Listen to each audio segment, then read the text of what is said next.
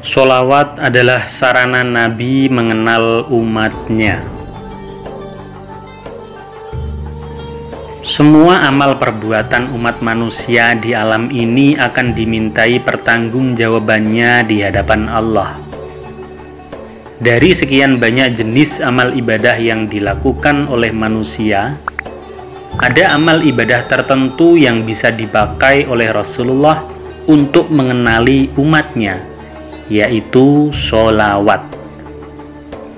Sholawat ini bisa dijadikan barometer untuk mengukur kadar kecintaan seseorang terhadap nabinya, yaitu Rasulullah Muhammad Sallallahu Alaihi Wasallam.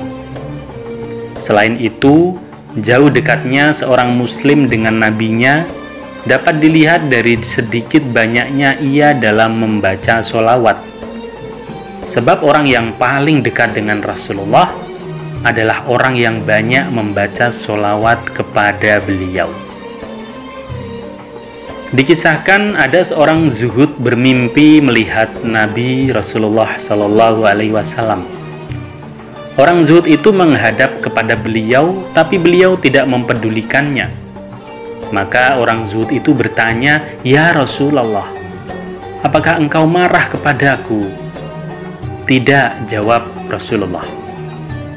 Orang zuhud tadi lantas bertanya, "Apakah engkau tidak mengenalku?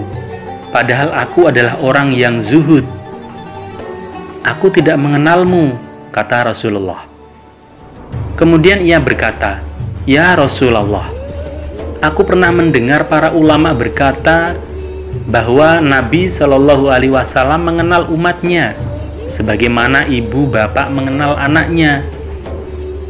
Maka beliau bersabda, "Benar apa yang dikatakan para ulama itu, bahwa Nabi itu lebih mengenal umatnya daripada ibu bapaknya. Tapi maksudnya mengenal orang yang membaca sholawat kepadanya sesuai dengan kadar sholawat yang dibacanya."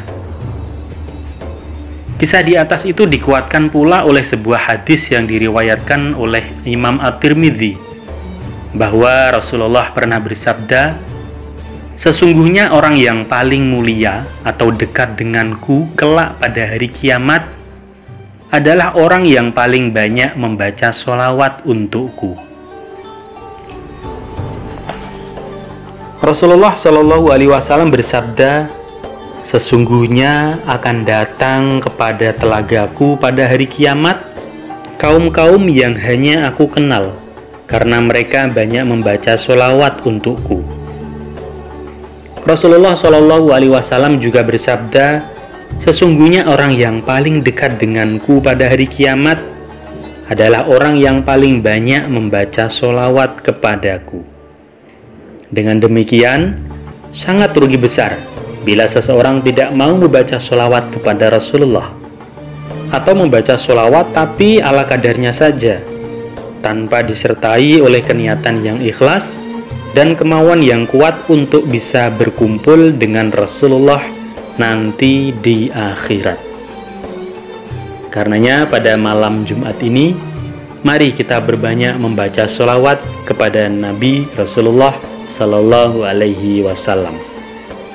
Demikian, semoga bermanfaat.